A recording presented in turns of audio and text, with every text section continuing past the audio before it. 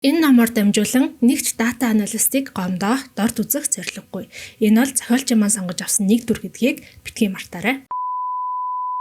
Singer өөрийнхөө амьдардаг нийгэмд хамгийн дорд албан тушаалд хамгийн хэрэггүй, хамгийн амархан ажлыг хийдэг гэж өөрийгөө боддог. Түүний хийдэг ажил бол сансар огторгуугаас ирсэн янз бүрийн мэдээлэл, датаг цуглуулад тэр датан дээрээ анализ хийх. Орчлын ертөнцөөр ер нь бол янз бүрийн датанууд аюу хөвөө байж идэг. Тэрний ихэнх нь янз бүрийн одны, янз бүрийн ухаалаг амьдрал оршдог. Одны байршлыг илэрхийлсэн датанууд байдаг. Singer өөрийнхөө нийгмийн амьдардаг хөлгөөс энэхүү датануудыг олж аваад анализ хийгээд хэрвээ ухаан одыг заасан байршил дээр ямар нэгэн амьд биет ухаалаг амьдрал байгаа бол тэр амьдралыг устгах ийм л ажил хийдэг юм байна. Singer бол энэ ажлаа маш олон жил хийж байгаа, маш их туршлагатай. Тэгээд хурууныхаа үзүүрээр л энэ ажлыг хийдэг болсон. Гэхдээ өөрийгөө бас яг ийм ажил хийдэг бусад хүмүүс гэж хэлэх нэшин бусад одоо харь гаргийнхнаасаа илүү юм зүүн савинтай, мэдрэмжтэй гэж боддог. Ингээд нэг удаас яг ажлынхаа байран дээр датагаа анализ хийгээ сууж исэн чинь яг нэг юм одны бодит байршлыг заасан нэг хэсэг юм датаг олж авна. Энэ датагаа судлаад үзсэн чинь энэ дата бол яг үнэн бодит юм дата олж таардаг. За тэр датаныхаа дагуу нөгөө одны координатыг оруулаад тэр од руу харсан чинь тэр од нь болохоор уул нь бол 3 одтой, 1 гаригтай тийм одоо нарны аймгийн систем байсан. Харамсалтай нь 1 гариг болон 1 одыг нь аль хэдийн устгачихсан байсан. Singer өөрийнхөө телескопоор хараад яагаад тэр одыг ийм хурдан устгасныг бол ойлгосон. Яг тэгэхээр тэр одны эргэн тойронд мөрөлдөө хөдөлгөөрөөс үүсдэг ямар нэгэн тийм уул мөр байдаг. Тэр уул мөр байсан учраас түүн шиг орчлын ертөнцийг ажиглаа байж идэг мянган өөр соёл иргэншлүүд юм хэдэн тэрбумаас ядаж тэр одыг усгах юм зорилготой 10 соёл иргэншил гарч ирж л тараад тэгэхээр тэр 10 соёл иргэншлийг аль нэг нь устгасан гэсэн үг юм байна. Тэгэхээр энд Singer-т бол хийгээд ах ажил байхгүй. Singer тэр датаг одоо дата банкнда буюу өгөгдлийнхөө баазад оруулах ийм л ажил үлдсэн. Ингээд тэр ирсэн датаг англиад өгөгдлийнхөө банкнд оруулах чийтэл гинэт яг нэг зүйлийг анзаарч харна. Тэр нь болохоор тэр 3 одтой байсан, 3 нартай байсан гариг өөр нэг гаригтай нэлээд хэдэн удаа харилцсан зурсыг олж хардаг. Нөгөө нэг одных нь байршлыг ингээ харсан чинь тэр хоёр хоорондоо амар ойрхон бараг л юм дээр доороо оршиж байгаа юм хоёр однууд гэх юм уу? Хоёр нарны аймаг байсан гэсэн. Singer цаашаага ингээ тэр датаг арай илүү судлаад үзсэн чинь тэр байтугай нөгөө нэг хоёр дахь гариг нь эхнийхээ 3 нартай гаригийн байршлыг бүр сансар огторгууд цацсан болж таардаг. Тэгэхээр Singer-ийн толгойд юу гэж бодож байна вэ гэхээр орчлон ертөнцийн соёл иргэншлүүд нэг бол нуугдах гентэй, нэг бол дайрах гентэй байд юм байна. Хоёр дахь одон дээр байгаа амьд биетүүд ухаалаг амьдралууд болохоор нуугдах генгүй. Яагаад гэвэл тэдний байршил нь ил харагдаж байгаа. Гэхдээ дайрах одоо гентэй юм байна гэдгийг олж харна. Яагаад гэвэл өөр одны байршлыг тэрнээс тэр бүхэл бүр олон жилийн өмнө дахиад өөр нэг одын байршлыг сансар огторгуу даяар цацаад тэр одыг устгуулчихсан. Тэгэхээр энэ бол маш аюултай. Нуугтын хүсгүй амөрчлөө дайрахад бэлэн гэдэг бол маш аюултай соёл иргэншлийн дохио. 3 одтой гаригийн сүүрлийн дараа энэ хоёр дахь нарны аймаг өөрсдийнх нь байршил нь орчлон ертөнц даяар цацагдсан гэдгийг мэдж байгаа. Тэгэхээр яагаад энэ гаригийнхан өөрсдийгөө манан татаад нуухыг оролдохгүй байгаа юм болоо гэж Singer агиух гайхан. Тэгээд магадгүй энэ соёл иргэншил манан татдаг арга замыг мэдэхгүй байх. Гэхдээ нилээдгүй хугацаа өнгөрцөн яаж манан татаж өөрсдөө хамгаалах арга замыг бодоод олоход хангалттай хэмжээний хугацаа үлдсэн байгаа. Тэгэхээр эдгээр бүр ингэ нуугдахыг ч хүсэхгүй байна. Энэ бол маш аюултай юм байна. Бушуухан энэ одыг устгая гэж хийдэн. За тэгээд тэр одыг болохоор маста цэг гэдэг зэвсгээрээ устгах гэхээр тэр одны гаригуудад юм сохор бүс байгаа гэх юм уу. Тэр маста цэгээр устгахад бидний мэдгээр бол фотоид гэдэг зэвсгийг яриад байгаа гэсэн. Фотоидоор устгахад зарим нэг гаригийн ард нь амьд биетүүд үлдэх магадaltaй гарагдсан учраас маста цэгээр бол устгаж чадахгүй. Тэгэхээр хоёрдмал векторын цаас гэдэг зэвсгийг ашиглая гэж шийдэж байгаа. Тэр хоёрдмал векторын цаас гэдэг зэвсэг нь болохоор банкны картнаас томгоохон хэмжээтэй зүгээр л нэг юм цаас. Singer болохоор тэр цаасыг нөгөө одны зүг рүү хайнга дуухан шидчихэд өөрөө дараагийнхаа датаг анализ хийхээр ажилдаа эргээд орж байгаа. Хүн төрөлхтөө яг өөрсдөө аврах зорилгоор ядаж л ингээд нэг хамгаалах боломжтой байхын тулд нарны аймгийн хамгийн гадна хэсэг болох Ортын үүлний тэнд ажиглах төв байгуулсан гэдгийг та санаж байгаа. За тэгээд тэр ажиглах төвөөс ажиглаа байжсэн чинь Ортын үйл тэр хавьд маш их том мастай нэг асар том биет нисж ирээд тэг удалгүй буцаад нисэн алга болчихж байгаа. Энэ болохоор хүн төрөлхтний үед анх удаага сантичуудаас өөр одоо хар гаргийн амьдрал байна гэдгийг олж мэдж байгаа. Тэднийг одоо ингээд ойроос яг өөрсдөө дээр ажиллах боломжтой болсон ийм үйл явдал болдог. Аврах том маастай тэр бие ортын үүлнээс холдоод явсны дараа тэд нар болохоор ортын үүлний тэр ямар ч юм цахилгаан соронзон долгионгүй, ямар ч маскгүй, ямар ч одоо юу гэдэг ямар нэгэн байдлаар ингээд сансрын тэр ажиглалтын цэгээс гарахад анзаарагдах тийм зүйлгүй. Гэхдээ маш им бага хэмжээний таталцлын долгион ялгаруулж байгаа нэг зүйлийг үлдээгээ явсан гэдгийг нь олж мэднэ. Тэр зүйл нь болохоор гэрлийн хурдаар нар руу амар хурдан гэд хэд хоног нисчихсэн гэнэт хурдаа удаашруулад айгу удаан болоод ирж байгаа. За тэр үед нь болохоор Далай ван гаригийн ард байсан одоо сансрын хотууд байгаа шүү дээ. Дэлхийн сансрын флот байгаа. Дэлхийн сансрын флотоос 2 хүлгийг тэр нэг зүйл таталцлын долгион үл мэдэг ялгаруулад байгаа зүйл юу юм бэ гэдгийг нь судлуулахаар илгээж байгаа. Нөгөө 2 хүлэг маань яг тэрийг болохоор айгүй том ийм сансрын хүлэг эсвэл нөгөө фотоид гэдэг энэ зэвсэг байгаа ах гэдэг хүлээлттэйгээр нөгөө хүлэг рүү ингээ ойртоод очисон чи ерөөсөө юу ч харагдахгүй бүр ингээ 150 км зайд ойртоод очисон гэж байгаа байхгүй юу. Энэ болохоор мэдээж газар дэлхий дээр л амар хол зай. Гэхдээ сансарт бол 150 км гэдэг чи яг л хажуунаас нь харж байгаа л гэсэн үг юм байна. Тэгсэн ч гэсэндээ юу ч харагддаггүй. Тэгээд жижигхэн одоо хүн суудаг шаттл гэдэг хөлгөөрөө 2-3 эрдэмтнээ ингээ явуулаад таталцлын долгион гараад байгаа зэгт юу байгааг харуулахаар явуулахад тэр хүмүүс нь очиж үзээд зүгээр л нэг юм жижигхэн банкны карт шиг хэмжээтэй хуудас гэхдээ ингээд нефт харагддаг шилэнч гэж хэлж болохоор тийм цаас байгааг харна. Тэр цаас ямар ч зузаангүй таталцлын долгионыг ялгаруулж агаад сүүлдээ бүр тэрийгэж ялгаруулахаа болоод ингээд жив чимээгүй зүгээр л тэнд үл мэдэгдэх тийм оршихуй болоод үлдчихэж байгаа. За тэгээд нөгөө явуулсан эрдэмтэд маань болохоор тэр жижигхэн цаасыг аваад хөлөг дотроо оруулаад лабораторид оруулаад судлаад үзье гэж бас бодож байгаа. Гэхдээ тэр нөгөө ингээд нефт болохоор ерөөсөө ямар ч байдлаар тэр сансрынхаа хөлөгтөө ингээд оруулж чадахгүй. Роботон гар ингээд явуулаад ахуулах гэсэн ч гэсэндээ нөгөөт нь баригдахгүй гэсэн.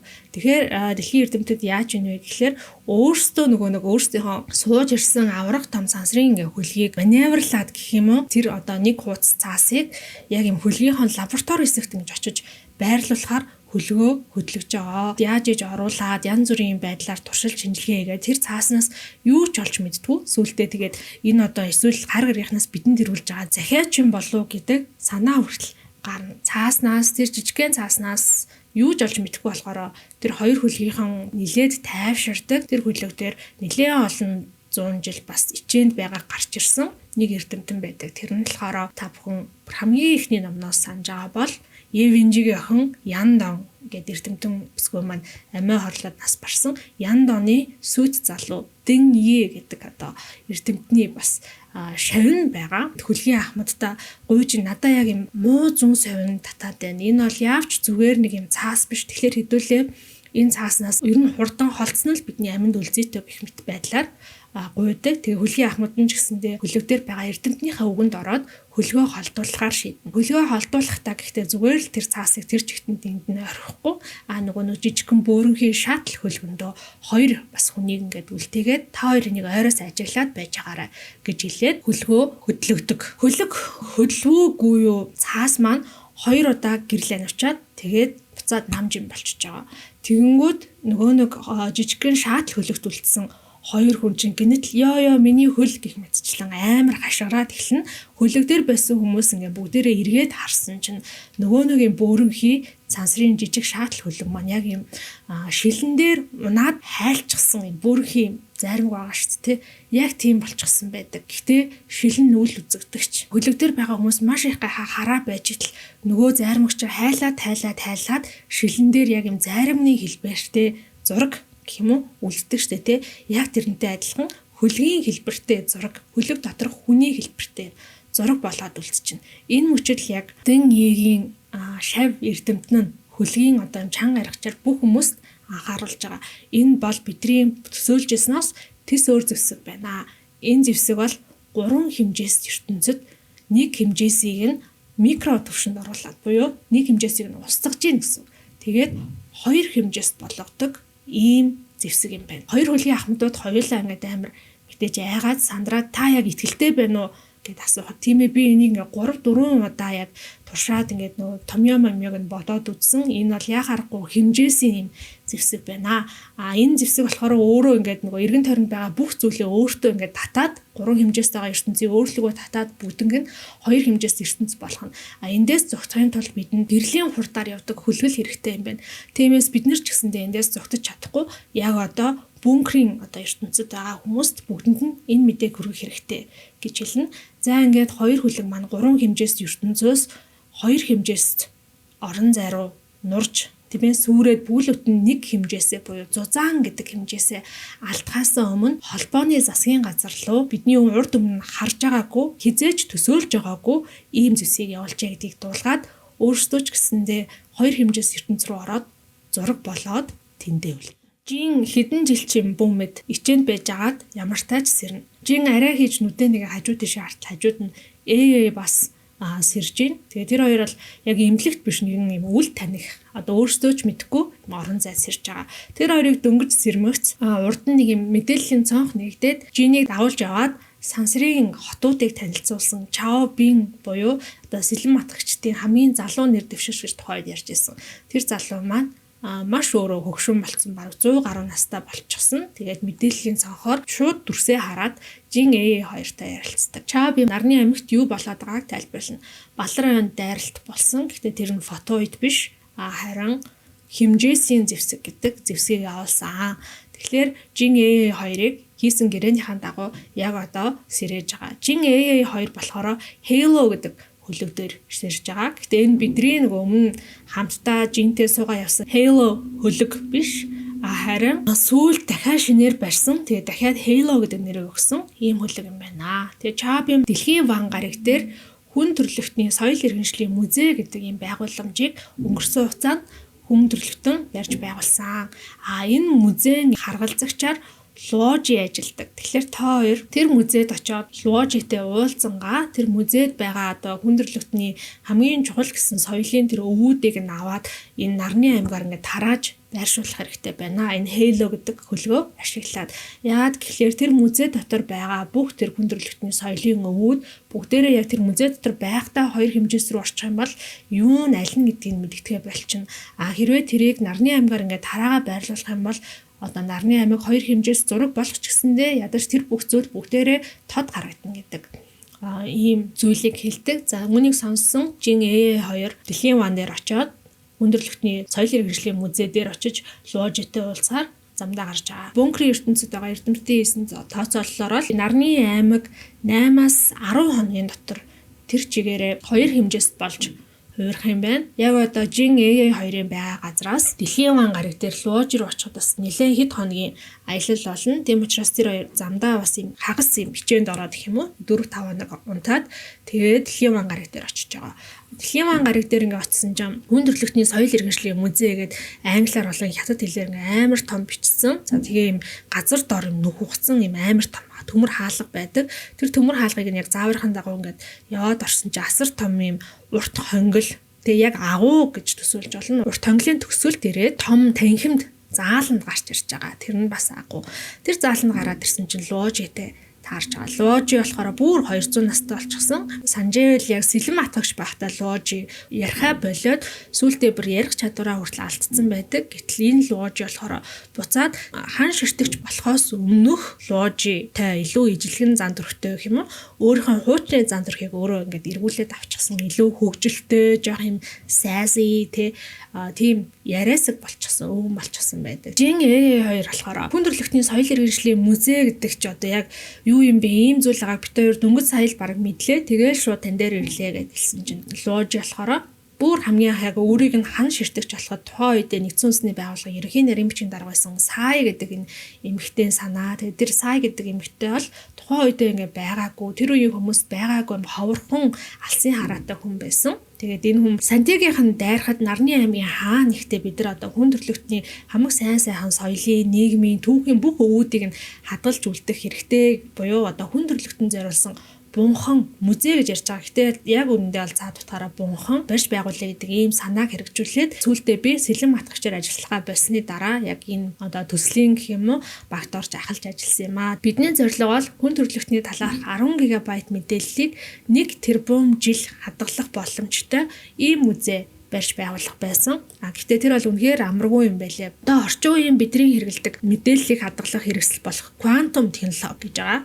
За гэхдээ орчин үеийн бид гэдэг нь бол бид биш шүү дээ. Тийм ээ, ирээдүйн 300 400 жилийн дараа логик үеийн гэсэн.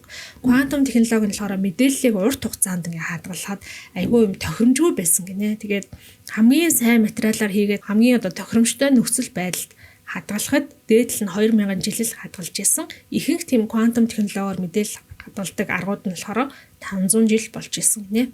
Тэгсэн чинь одоогийн харин бидний ингээ мэдээлэл айл бол хадгалдаг USB, hard drive гэдэг зүйлүүд болохоор чанартай юм уу илүү онцгой материалаар хийх юм бол 100,000 жил мэдээллийг хадгалах чадвартай байсан. Тусгай юм цаасан дээр бас яг тусгай бэхээр хевлээд хадгалах юм бол 200,000 жил. Тэгжэл юу 1 тэрбум жил мэдээллийг хадгалах те дөнгөж зовж 200,000 жилийн хугацаанд л мэдээллийг хадгалах боломжтой юм байна гэж тооцоолж гаргаж ирсэн юм байна. Тэгээд яг мэдээж маш олон эрдэмтэд энэ дээр ингээ зэрэг ажиллаад хамгийн сүүлд нь болохоор тэгвэл дэлхий дээр ингээ бид нар олж болох хамгийн эртний мэдээлэл юу вэ гэсэн чинь хүмүүсийн хадан дээр зурсан сүг зурагч биш харин динозавруудын хөлний одоо юм уул мөрд юм байна. За тэгээд чулуун дээр тэгвэл мэдээллийг сийлээд үлдээхэд хэр удаан хадгалж чадах вэ гэдэг бүгдээрээ үзээд нь 100 сая жил бол хадгалж чадах юм байна. Энэ бол энэ хүмүүсийн олж чадах хамгийн урт хугацаанд мэдээллийг хадгалах арга. Тийм учраас чулуун дээр хүн төрөлхтний түүхийг сийлээд үлдээе. Ядаж 100 сая жил хадгалагддаг гэд одоо энэ төслийг хэрэгжүүлсэн.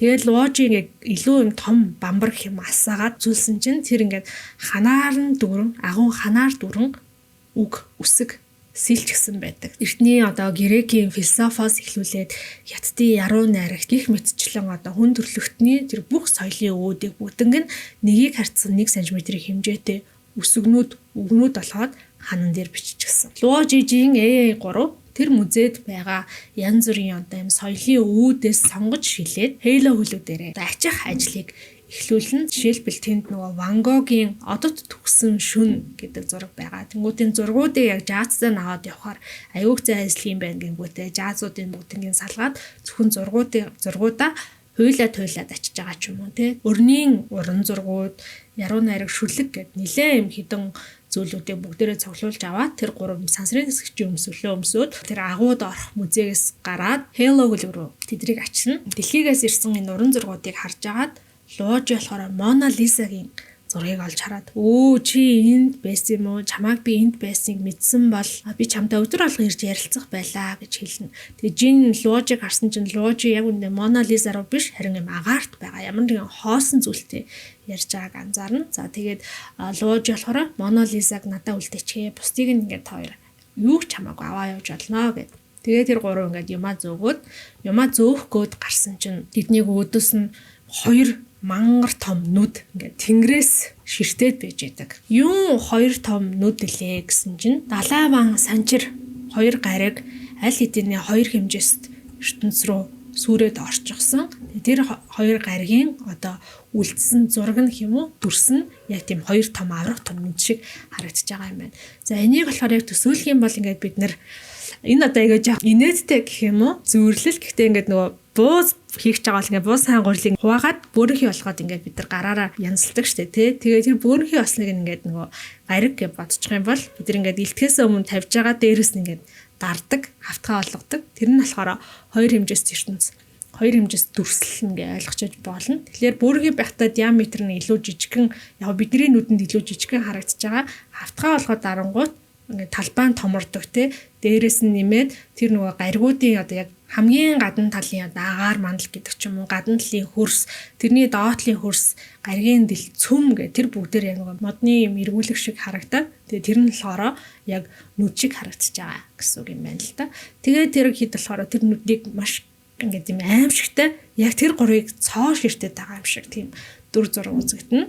Гэхдээ тэр гурав Halo хөлөгтөө оруулаад нөгөө нэг зураг мөргнүүдэ 50-га Halo хөлгийн AI-аар дамжуулаад Бархасад болоо одоо бусад гаригийн ард байгаа бүүнкрийн хотуудын талаар мэдээлэл харуулаач гэж жин AI-аас хүсдэг. AI нь болохоор ийм сонгомол хэдэн мэдээллүүдийг үзүүлж байгаа юм л та. Хотууд ингээ угаасаа эргэлтгээ болцсон, тоггүй болцсон. Тэгэнгүүт татах хүчгүй болцсон. Хүмүүс бүгдээрээ тэр хот дотор юм сансрын нисгчийн тусгай өмсгөлийг нь өмсч өсөн хөвөөд байж байгаа. За тэгээд яг нэг хотын ингээ дүрслэлийг нь харуулсан чинь тэр хот нь ингээ захаасаа бөөрөнхийн хот байгаа байхгүй. Бөмбөлгөн гэлбэртэй, бөмбөрцөн гэлбэртэй гэх юм уу.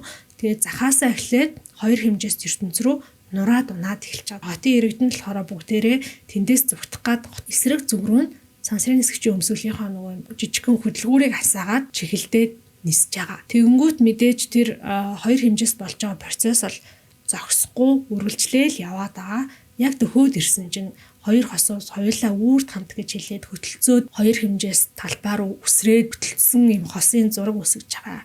Эсвэл ингээд юм үлгийтэй нял хүүхдтэй ээж өөрөө ингээд хоёр хэмжээст болж эхэлсэн хэрнээ хөлнөөсөө эхлээд болоод эхэлж байгаа хэрнээ хүүхдээ ингээд толгой дээрээ өргөөд ядаж хэдэн секунд ч гэсэндээ хүүхдээ илүү амьд одоо үлдээх гээд тэмцэж байгаа тийм дүр зургуудыг харуулна. Сансрын хотуудад уйлаан, майлаан, орилон, чарлаан нас гадна бүр галзуу хүн шиг инээж байгаа тийм дуу чимээнүүд хүртэл сонсогдно. Ло Жижин нар хоёр дахь удаага музейгээс Halo хөлөг рүү авч явах зүйлсээ зөөж эхэлж байгаа. Хоёр дахь удаага ороод авч явахыг хүссэн юмаа цуглуулад гараад ирсэн чинь энэ удаад дэлхий 3 хэмжээсээс 2 хэмжээс рүү орох үйл явц эхэлж байгаа. Дэлхий аажмаар 2 хэмжээстэй зураг болоод бусад гаригуудаас нэг онцлогтой үзэсгэлэнтэй гэх юм уу зүйл болсон нь юу юм бэ гэхлээр дэлхийн нөгөө далаа тэнгис 2 хэмжээс ертөнц рүү оронгуудаа бүгдээрээ дэлхийгээс мэдээж ингээд хайлж байгаа гэх юм уу халингуудаа 30-аас 40 км-ийн диаметртэй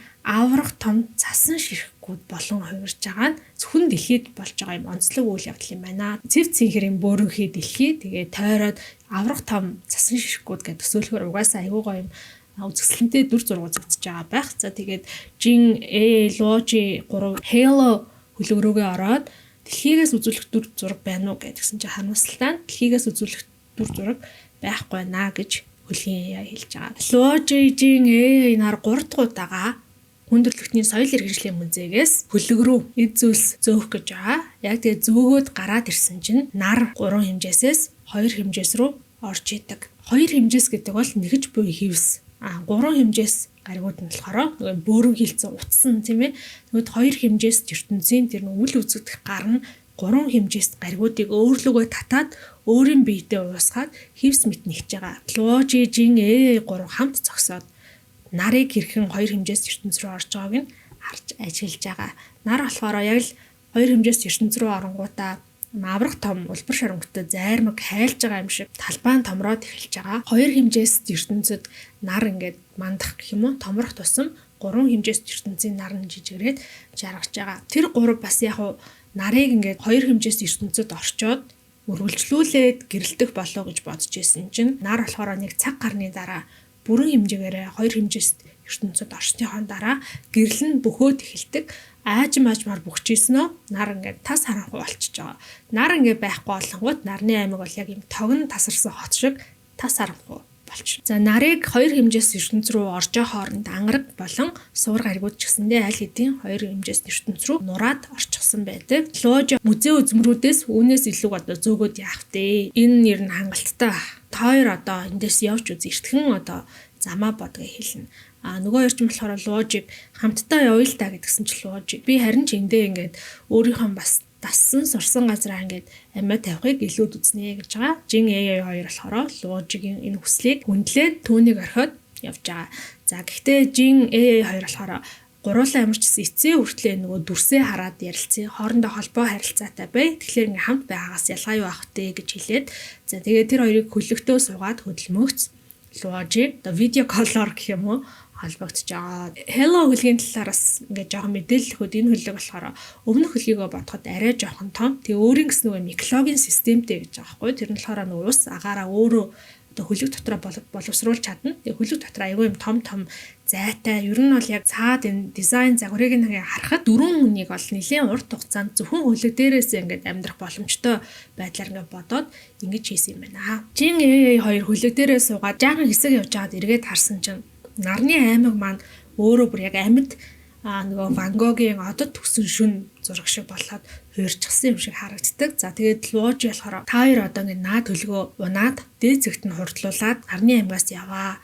Наад хөлөгчин морилтыг хөдөлгүүртэй буюу гэрлийн хурдаар хурдлах чадвартай ийм хөлөг байгаа гэж хэлнэ. Мэдээж Жин хоёр маш их гайхаад гэрлийн хурдтай хөдөлгүүр морилтын хөдөлгүүрийг хийх гэж одоо ингээд холбооны засгийн газраас хориглосон шүү дээ. Яагаад тэгэхээр энэ хөлөг тийм байдаг вүлээ? Гэхдээ Луужи болохоор Вэйдийг нас барсны дараа Хейло хотын зарим нэг эрдэмтэд ерөөсөө бууж өглгүүгээр бууд гариг дээр юм нууц бааз байгуулад яг энэ морилтын хөдөлгүүрийн судалгаа шинжилгээгээ үргэлжлүүлсэн юм байна. Бууд гариг дээр нөгөө хан ширтэгч Рейд Яс бас хэдэн 100 жилийн өмнө те нөгөө амар том нүүрс төрөгчийн бөмбөгнүүд дэлбэлээд асар том юм нөгөө агуу нүхийг бий болгоцсон байсан.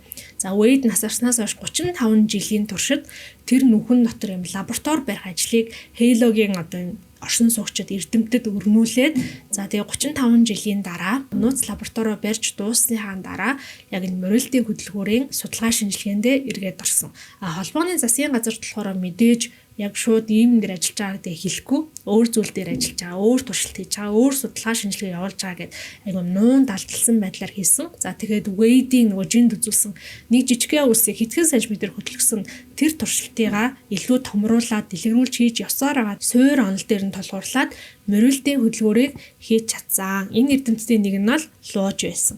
Нийт 3 шиг юм морилтын хөдөлгүүр хийсний хамгийн ихнийг нь туршаад үзсэн. Буюу нарны аймгаар нэг нисүүлээд үтсэн юм байна. За тэгээ нарны аймгаар нисгээд үтсэн чинь хөдөлгүүрийн хувьд бол 10 минут л нисээд ирсэн. Гэхдээ тэр нь гэрлийн урдаар нисэж байгаа учраас бууд гариг дээр хүлээж байгаа эрдэмтдийн хувьд бол 3 жилийн турш ниссэн ийм нислэг болжээ. 3 хөдөлгүүр бүтээсэн гэсэн нийтдээ үлдсэн 2 хөдөлгүүрийг нь болохоор ойролцоох одод руу туршилтын нислэг хийх гээд явуулсан байгаа. Тэр хоёр нь бол эргэж ирээгүй. Харин хамгийн түрүүнд нөгөө туршаад гэрлийн урдаар явж чадчихаа энэ баталгаатай болгосон хөдөлгүүрээгээ болохоор яг одоо Жин AA2-ын суусан байгаа. Энэ Halo гэдэг хөдөлгөгт суулгасан байна. Тэгээ Луужи бас хэлж байгаа юм л да. Яг сая ингээд хоёрыг энэ хөдөлгөг суулгаад наашаа явуулсан. Чао Бим бол яг энэ бүх зүйлийг мэдчихсэн. Тэгээ яг намайг л авруулах галт хоёрыг наашаа явуулсан юм байна. Гэтэ намайг л аврах шаардлагагүй. Тэнгүүд Жин чинь нөгөө нэг сайхан сэтгэлтэй болохоор хөлгөө яг одоо буцаа яв юу лээ дэлхийн ван гараг руу буцаа яв гэж хэлэхэд хөлгийн AI болохоор ийм тушаалыг зөвхөн Луужи л өгөх хэрэгтэй гэж хэлж байгаа. Гинэт хашгираа явчихна. Гэхдээ тэгээ бид хоёрыг ингээд нарны аймгаас цогтаалгаж байгаа юм бол хоёрхан одоо ингээд эмэгтэй хүнийг явуулаад тахтай тийм бэ. Хоёр залууг хамтдаа явуулахгүй яасан юм бэ гэд нэлээ ингээд уурлаад хашгирдаг. Гэсэн чинь Луужи болохоор яг үндэ тэг цаг зав байгаагүй тех боломж олдоогүй. Тийм болохоор одоо та хоёр яг өөрсдөө бод нарны аймгаас ямар ч байсан аль болох хурдан холд гэж хэлнэ. Жин хоёр болохоор яг хаашаа явахаа мэдгүй ямар ч зүг чиггүй болчихж байгаа шүү дээ. Нэрээ энэ удам ертөнцийн одоо аль зүрүүн гэж явах уу гэдгсэн чинь Луужи та нар нөгөө эдийг олж хайж олоо. Галактикийн хүмүүсийг хайж ол. Буюу татах хүч Blue Space хөлгийнхэн энэ орчлон ертөнцийн хаа нэгтээ байжлаа. Тэгэхээр тэднийг олж уулзаад тэдэнтэй нэгд гэж хэлж байгаа. Тэгээд ямар ч байсан Жин AA2 морилтын хөдөлгүүрийн асаагаад жоохон ингээ хурдлаад хэсэг ингээ шууд гэрлийн хурд руу орохгүй шүү дээ. Баг зэрэг ингээ хурдалж жагаад хамгийн дээд хурд нь гэрлийн хурданд орно. За нилээн хурдалчаад эргээ ингээ харсан чинь нөгөө нэг бүх хоёр хэмжээс толцсон зураг маань бүр ингээд хоёр дахин давтагдаж харагддаг. Тэгээ тэрийг олж харчаад бүр амар гайхаад энэ одоо дахиад өөр нэг юм зэвсэг юм байхтаа гайхсан чинь Луужи болохоор үгүй энэ өөр нэг зэвсэг биш харин морилтын хөдөлгүүрийн нэг юм давуу тал нь гэх юм уу эсвэл сул тал нь байгаамаа гэд. Одоо ингээд нөгөө нэг өмнө яг морилтын хөдөлгүүрийн талаар тайлбарлаж байхдаа хэлсэн. Сансар бол ингээд юм хав хавтгаа биш морио эд юм байна гэд. Морилтын хөдөлгүүр гэдэг нь болохоор яг хөдөлгүүрийн арын хэсгийн сансрыг морио биш хавтгаа болгодог ийм механизмаар ажилладаг гэсэн. Тэгэнгүүт тэр хавтгаа болгосон хэсэг нь болохоор энэ морилтын хөдөлгүүрийн үлдээж байгаа мөр гэх юм уу та. Энэ үлдээж байгаа мөрөнд нь гэрлийн хурд удаашрт юм байна. Гэрлийн хурд удааширснаас болоод гэрлийн хурдаар нүдэн дэрж нэг харагдаж байгаа дүрс болон гэрлийн хурд нь удааширсан хэсгээс нүдэн дэрж харагдаж байгаа дүрс гээд яг ийм байдлаар бүх зүйл хоёр дахин давтагдаж харагдаж байгаа гэсэн үг юм байна. Энийг болохоор Луожи тайлбарлаж өгч байгаа. Луожи Жин AA2-аас асуудаг. Та хоёр ингээд хамгийн анх хэдэн зуун жилийн өмнө мөрөлтийн хөдөлгүүрийн учрыг олсон. Учрыг олохдоо яг юм цаасан одоо онгоцны ёроолтон жижигхэн савн хийгээд ванта усан дээгүүр хөвүүлсэн. Та хоёр тэр ванта усан дээгүүр нэг талаас нь нөгөө тал хүртэл нь хөвүүлчгээд тэр хөлгөө аваад тэр онгоцоо аваад эргүүлж тавиад буцаад явуулж үзсэн үү гэсэн чинь тэр хоёр үгүй үзээгүй. Яагаад гэвэл тэр үед Софон тэднийг ажиллаж яасан байх магадaltaй учраас аль болох Софон тэр бодсон зүйлээ мэдүүлэхгүй тул нэг захаас нөгөө захад хөрмөгц шууд нөгөө нэг цаас онгоцоо аваад хогийн савнд хайсан гэж хэлж байгаа. Тэгтэл Луожи болохоор хэрвээ та хоёр ингээд тэрийг ингээд аваад буцаад нэг захаас нөгөө зах хүртэл нь явуулахгүй үзсэн бол тэр усан онгоц тэгж явахгүй байх байсан. Яагаад гэвэл нөгөө гадаргуугийн даралт нь аль хэдийнэ ингээд илүү бага болчихсон, тасарсан гэх юм уу байгаа. Тийм учраас тэр хөлөг тэгж явахгүй. Тэрнтэй яг адилхан энэ мөрөлтийн хөдөлгүүр гэдэг зүйл сансар огторгууд тийм байт юм байна. Одоо жишээлбэл Жин AA2-ын хөлөг ингээ мөрөлтийн хөдөлгүүрээр гэрлийн хурдаар явлаа. Тэр хоёрын яг явсан замаар нь хойноос нь өөр нэг хөлөг явах юм бол хизээж гэрлийн хурданд хүрч чадахгүй. Яагаад гэвэл сансрын гадаргын даралтыг аль хэдийнэ байхгүй болгоцсон буюу тэр мөрөлтийн хөдөлгүүрийн үлдээсэн уул мөрөнд нь гэрлийн хурд удааширсан байх юм байна. Тэгэхээр хоёр дахь хөлөг бол тэр удааширсан хурдаар л явж чаднаа гэсэн үг юм байна. Энэ тайлбарыг сонсоод Жин тэгвэл мөрөлтийн хөдөлгүүрээр бид нөгөө хар домен гэдэг төлөвлөгөөгөө хэрэгжүүлж болох байсан юм байна штэ гэхэд Луожи түүнэр ингээд баг зэрэг буруутгсан маягтай хардаг. Хейло хөлгийн хөдөлгүүрийг нь тултал нь одоо хурдлуулахад гэх юм уу яг гэрлийн хурдаар явуулахад ард нь үлдчихэж байгаа тэр уул мөр дээрх доторх гэрлийн хурдал бидний нөгөө нэг хамгийн чухал гэж үзээд байсан 16.7 км болдгийг Луожи тэр хоёр тайлбарлаж өгнө. Мэдээж энийг сонсоод Жин бол сэтгэл санаа нь ингээд богцсон ингээд амар хямарж байгаа. Тэнгүүд яг Луожи гэхдээ бид нар бол энэ бүх зүйлийг хэтэрхий оройтж ойлгосон байсан. Тэгээд ч бид нар ганцхан хөлгөөр Нарны аймгийг тойруулаад тийм 16.7 км гэрлийн хурдтай уул мөрийг үлдээж чадахгүй. Магадгүй бид мянган хөлөг хэрэг бүтээж гисэн байсан бол Нарны аймгийг тойруулж нисгээд үлдээсэн уул мөр нь гэрлийн хурдыг 16.7 км хүртэл удаашруулад хар домен төлөвлөгөөгөө хэрэгжүүлж болох байсан. Гэхдээ бид нар бол хэтэрхий оройтсон учраас чи өөрийгөө битгий буруутгаарай гэж хэлдэг. Уг нь бол яг хүндрэлтний аврагдах 2-2 тэр арга зам боломжийг хоёуланг нь Юнтиамын үлгэрээрээ дамжуулаад хэлж өгсөн юм байна. Нэг нь болохоор морилтийн хөдөлгүүр буюу гэрлийн хурдтай нисэх онгоц, хоёр дахь нь болохоор хар домен буюу одоо ертөнцид өөрсдийг аюулгүй гэж батлан харуулах дохио хоёрыг хоёуланг нь Юнтиамын хэлж өгсөн. Гэхдээ хүн төрөлхтөн бол өөрсдийнхөө яг нөгөө бардам зандаа хөтлөгдөөд гэх юм уу Тиамины хэлж өгөөгүй 3 дахь санаа гаргаж ирсэн нь энэ бункерийн ертөнц байсан. Хамгийн сүүлд хичээнд орохоосоо өмнө Жин Вэйдийн хийжсэн ажлыг зогцоогүй байсан бол өнөөдөр тэд аль хэдийнэ морилтийн хөдөлгөөрөө хийчихсэн, аль хэдийнэ магадгүй Нарны аймгийг хар доменээр хоччихсан байх байсан байж болно. Жинээс болоод маш ховор үн цэнтэй 35 жилийг алдсан гэдгийг Жин бол ойлгоно. Жиний хувьд хүн төрөлхтний хувь заяаг 2-2 удаа шийдэх боломж тэр хүнд гарсан. Эхнийх нь сэлэн матгагч болох. Хоёр дахь нь болохоор морилтийн хөдөлгүүрийн судалгаа шинжилгээг үргэлжлүүлэх буюу Вэйдийн ажлыг дэмжих гэдэг ийм хоёр том боломж хинт ч олдохгүй. Ийм хоёр том сонголт энэ хүнд гарч ирэхэд Жин өөрөө үргэлж би хүн төрөлхтнийг хайрлаж гин гэдэг нэрээр хүн төрөлхтнийг харанхуй ангал руу түлхээд унгааж ийсэн юм байна гэдгээ ойлгоно. Магадгүй тэр үед Жин Вэйдийн төлөвлөгөөг зөвшөөрч гисэн байсан бол Halo Hot холбооны засгийн газартай холбооны айрамтай хэсэг маргалдаад тусгаар тогтнолоо зарлаад амьдрал жаахан хэцүү болж болох байсан байх.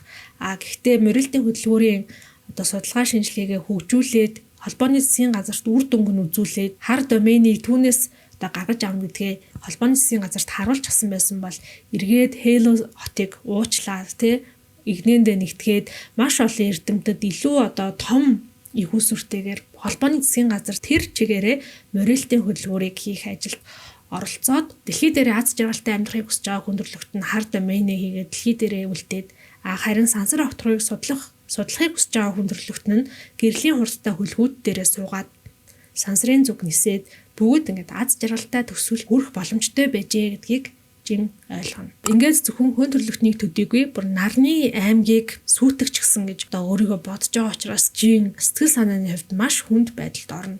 Үхмээр санагдана. Гэхдээ үхэж болохгүй. Яагаад тэгэхээр нарны аймгаас хоёрхан л хүн амьд гарлаа. Жин AA2. Нарны аймгаас амьд гарсан хүмүүсийн тал хувийг нь алах эрх жинд байхгүй. Тэгэхээр хүн төрөлхтний одоо өмнө хүлээсэн сүүлчийн үүрэг болохын амьд явах амьд үлдэх гэдэг үүргээ биелүүлэхийн тулд жин юн тиаминыг бодоод үлгэн салган хамаагүй амьдарч эхлэе гэж шийднэ. За ингээд гэрлийн хурданд яг орохын өмнө бол хөлгийн AA асууж байгаа. Гэрлийн хурдад орохоос өмнө орох газрынхаа координатыг оруулаарай. Гэрлийн хурдаар явж байгаа учраас асар хурдан яваад гэрлийн хурданд орохоос өмнө л нөгөө очих газараа оруулахгүй бол их хвчлэн нөгөө хэтрээд явчихдаг юм байна л да. Тэгээд тэгсэн чинь хайчгүй гэд нөгөө галактикийн хүмүүсийг хаанаас олох юм бэ гэж бодоо байжсэн чинь гинэт хүүе чи ингэд нэрэ болцоотой штэ гэд хэдэн 100 жилийн өмнө нөгөө Юнтиаминтай сансарт уулзахтаа тавьсан болцоогоо санаад за тэгвэл бидний одны зүг явцгаая гэж хэлээд хөлгийнхөө удирдлага руу координатыг оруулдаг.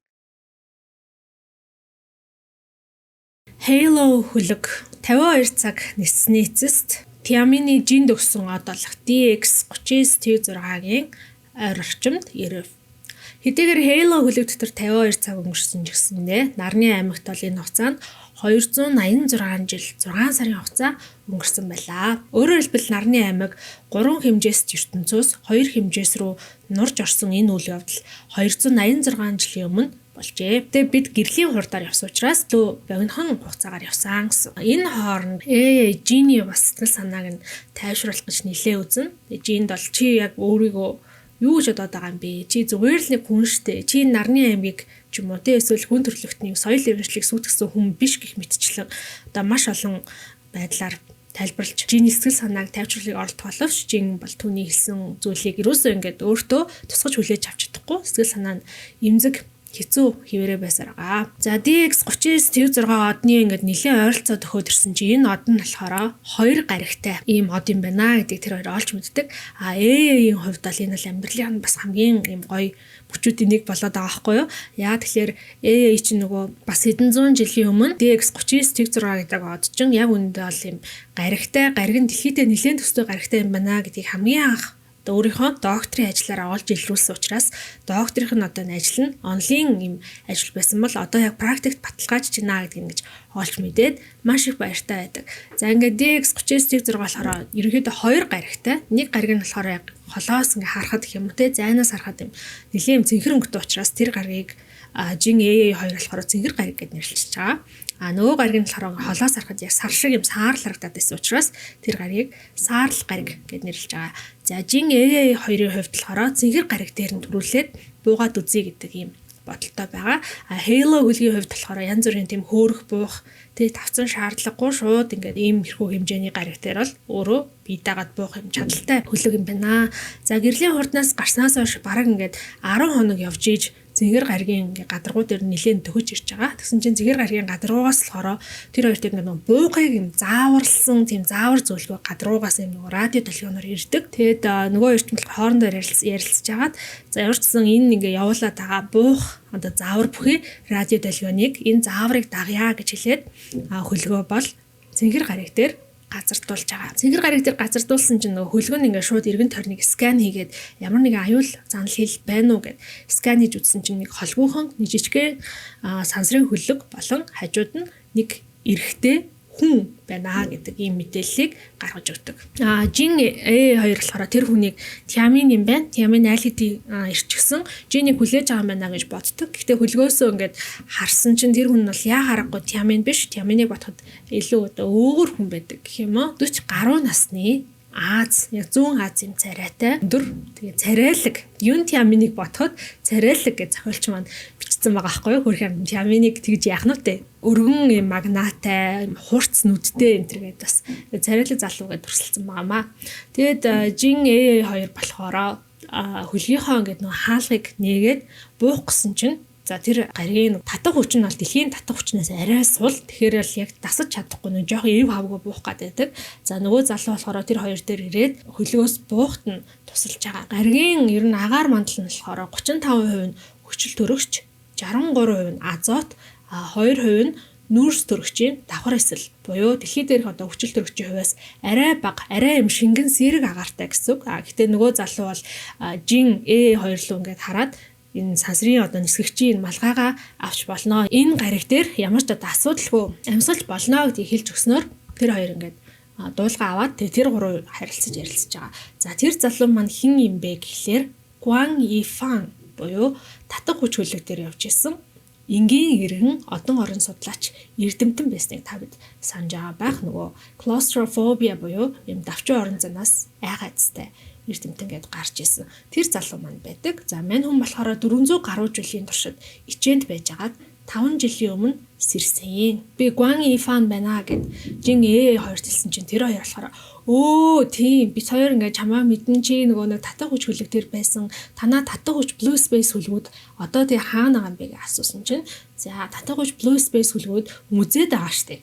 Ямар музей? Тэр музей чи хаана байгаа гэсэн чинь музей болохоор дэлхийн 1, дэлхийн 4 дээр байгаа гэж хэлж байгаа. Өөрөөр хэлбэл галактикийн хүндрэлтэн гэдэг байгаа тий татах хүч болон Blue Space хөлөг дээр явж исэн хүндрэлтэн амьдарч болох гаригууд олоод олохоор барах бүр 4 тийм гариг олчихсон дөрүүлэн дээр ингээд эзлээд амьдарч байгаа.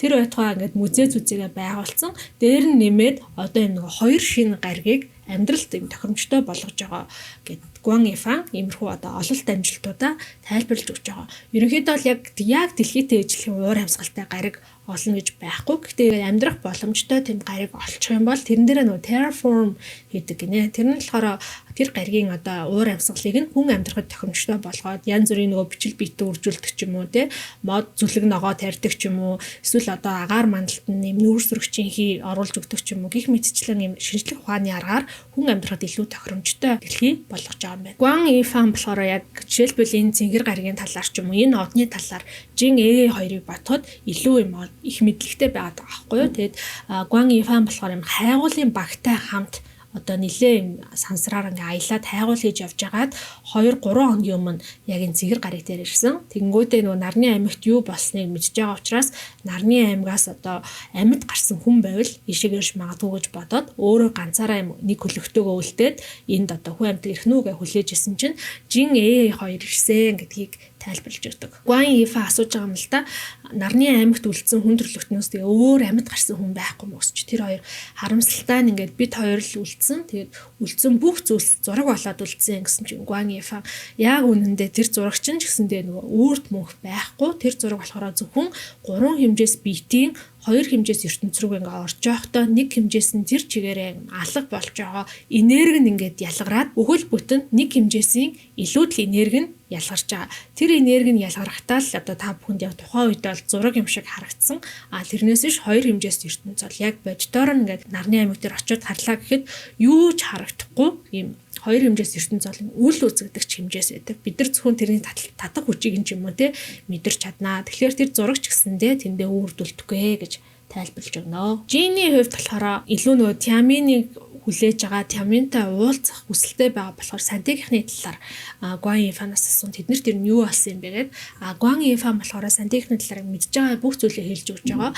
Сантеч нь болохоор хамгийн эхлээд сантигийн 1-р флот гэдэг яг гэрлийн хурданд хүрч чадаагүй флот нь сантигаас хөдөлсөн. Тэр флот нь болохоор ер нь Тиаминыг олж авсан.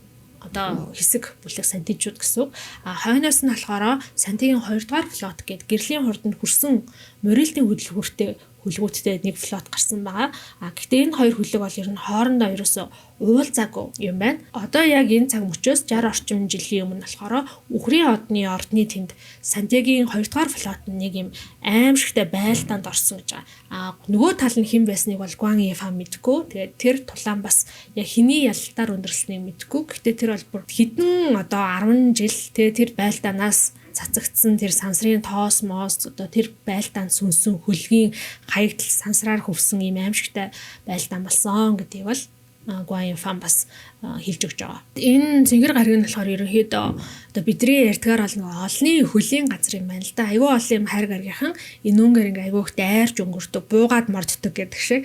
Тэгээ яг цэнгэр гаригтай ойролцоогоор болохоор яасан юм галактикийн одоо амьд биетүүдийн гэх юм уу те явж өнгөрдөг хурдны зам гэд хэлж болох.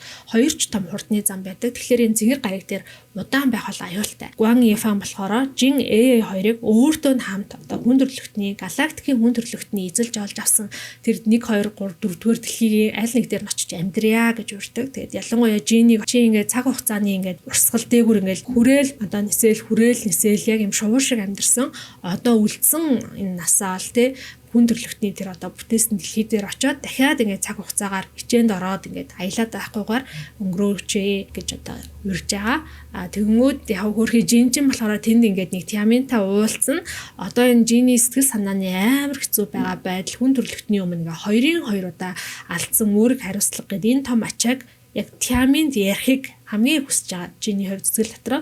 Тийм учраас энэ цэнгэр гариг дээр өөрсдийнхөө одон дээр уулзсан гэсэн байгаа учраас одыг бол тийм хурдан орхиж явахыг хүсэхгүй. Жин A2 Гуан Ифантай ярилцаад за тэгвэл ядаж ганцхан шүн энэ гариг дээр тиамины хүлээ юу болохыг харъя гэж ярилцаа шийддэг. Гуан Ифаны хувьд болохоор жижигхэн нөгөө яг сансрын хөлгийн ингээд нэг дагалдаад явж идэг жижигхэн хөлөг байдаг шүү дээ. Тэр хөлгөөрөө энэ гариг дээр газарцсан. Тэрнээс биш яг энэ цэнгэр гаригийн тойрог замд болохоор Хантер гэдэг нэртэй том пирамидын хэлбэртэй бас мөрөлтийн хөдөлгөөртэй хөлгөн байгаа юм байна л да. За тэгээд Гуан Ифан, Жин AA3 цэнгэр гаригтай. За Гуан Ифан бол танилцсан байсан баг. Нөгөө хоёр нь болохоор цэнгэр гаригтай танилцж байгаа. Тэгээ яагаад цэнгэр гариг гэдэг юм бэ гэсэн чинь энэ гаригийн мод ургамал нь одоо ногоон өнгөтэй биш бүгдээрээ цэнгэр өнгөтэй.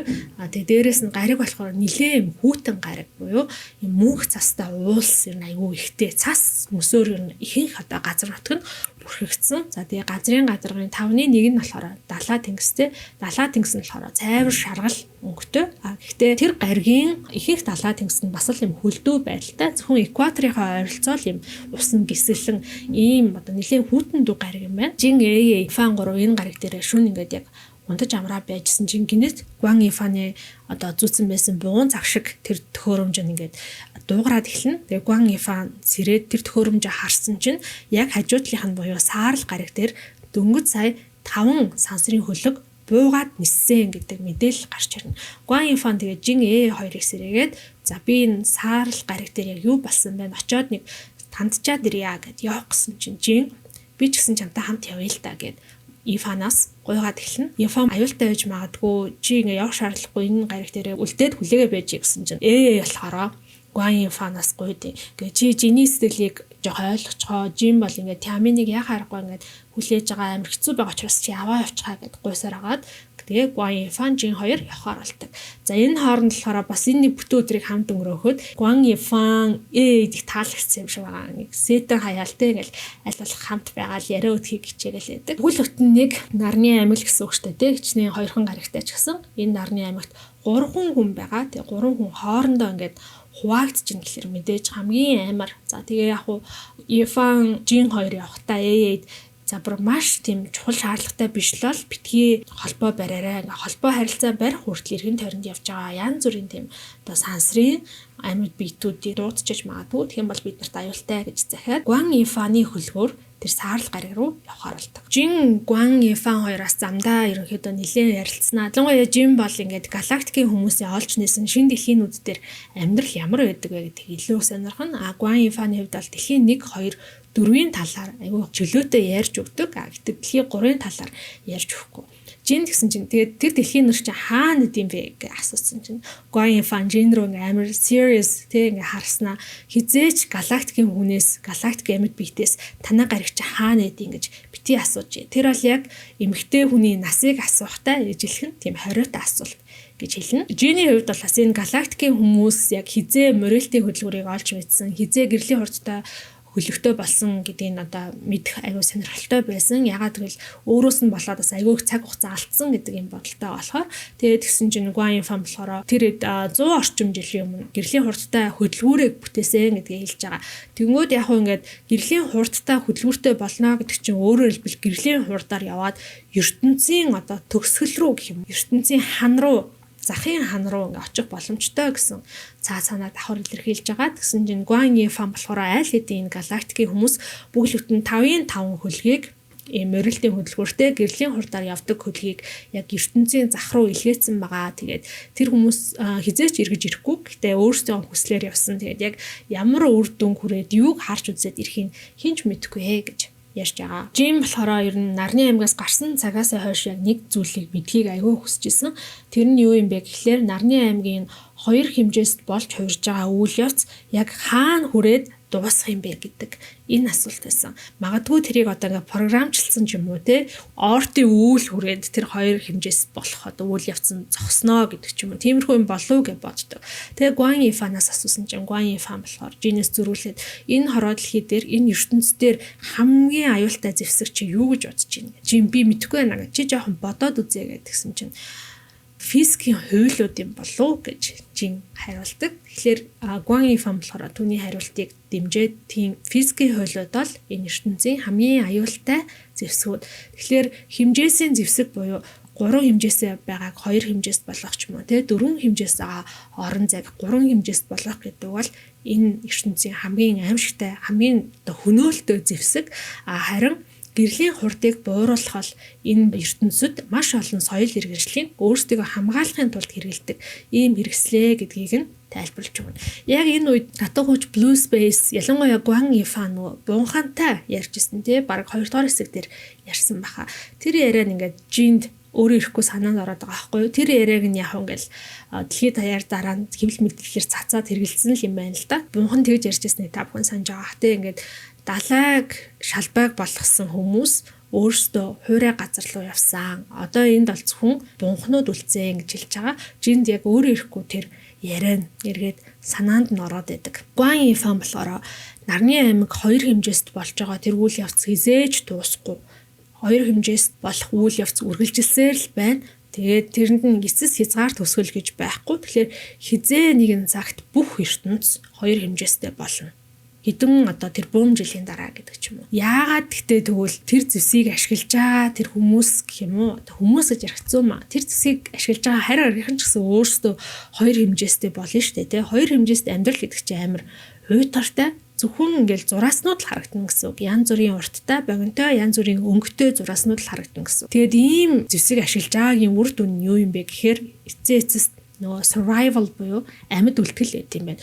2 хэмжээс ертөнцид зөвхөн зураас хараад амьдрах хүртэл өснөөс хамаагүй дээр гэж энэ соёл иргэншлүүд үзээд байгаа гэсэн. 2 хэмжээст энэ орон зай ертөнцид хязгааргүй үргэлжлэх шиг гэрлийн хурдыг удаашруулах энэ процесс ч гэсэндээ ертөнцид хязгааргүй үргэлжлэх юм байна л да. Жишээлбэл ингээд нэг морильтын хөдөлгөөр явж өнгөрөөд тэрнийх нь уул мөр доторх гэрлийн хурд нь утаашарсан гэж бод. Тэнгүү тэр уул мөр нь үргэлж тэндээ байхгүй. Бид нар яг онгоцны нөгөө утаагаар төсөөлөх юм бол эхлээд амар гоё цэвэрхэн ингээд 2 шугам байснаа дараа нь ингээд замхраад үүр шиг болоод эхэлдэг штэ тий. Тэрэн шиг морильтын хөдөлгөөрийн уул мөр нь яг тэгээд ингээд замхраад эхэлдэг юм байна. Замхрах тусмаа тэр дотор нэгээ гэрлийн хурд нь ч гэсэндээ удаашрахын замхраад шууд 20 км болцсон байсан бол нэлээд хэсэг хугацаанд замхарсны дараа 200 км болдог ч юм уу. Гэрлийн хурд нь тэрнтэйгээ юм шууд пропорционал өөрчлөгддөг юм байна л да. 2 хэмжээст орон зай ертөнцөөр хязгааргүй үргэлжлэх шиг гэрлийн хурдны удаашрал ч гэсэндээ хязгааргүй үргэлжлэнэ. Ингээд хэдэн тэрбум жилийн дараа ертөнц 2 хэмжээстэй болно. Дээрээс нь нэмээд гэрлийн хурд нь дундажлагцаар байгаад илүү удаан болцсон байх юм байна. Гээд яг бодоод үзэхээр энэ соёл иргэншил хоорондын одоо өрнжөө энэ дайн энэ хэмжээсийн зэвсэг гэдэг бол бараг 10 тэрбум жил үргэлжилж байгаа зүйл гэж Гуан Йифан хэлж байгаа. 10 тэрбум жил үргэлжилж байгаа гэхлээр хэдэн одоо 100 сая соёл иргэншлүүд хоорондоо ингэж байлцсан байгаа.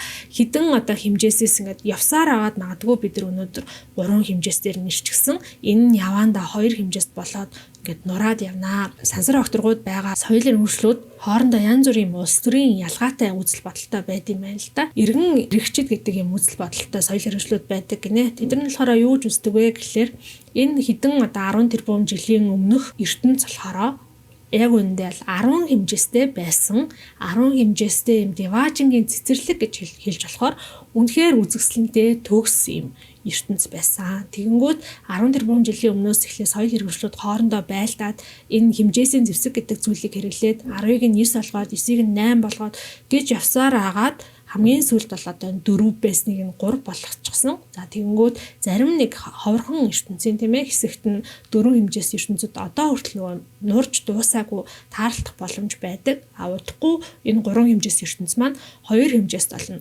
2 хэмжээс ертөнц нь singularity буюу ганцтал болоод ганцтал нь ертөнцийн бүх матери ганцхан цэгт цугларсан гэсэн үг юм байна. Тийм их энерги нь эргээд дахиад задраад 2 дахь Big Bang буюу их тесрэлт болно. 2 дахь их тесрэлтийн дараа ертөнц шинээр үсээд дахиад ийм 10 хэмжээстэй деважингийн цэцэрлэг болно.